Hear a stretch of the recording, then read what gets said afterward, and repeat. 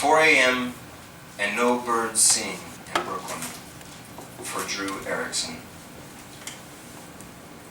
She sweats the keys, creating fantasy in D minor, building a wall against the noise outside the window.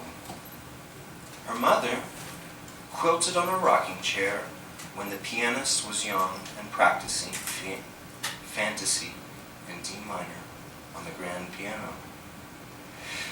Now another mother is grandly wailing up the air shaft outside the window.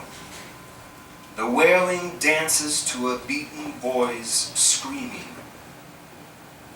The pianist, who once fingered music as her mom fingered quilts, sweats over the hammered keys, building fantasy in D minor.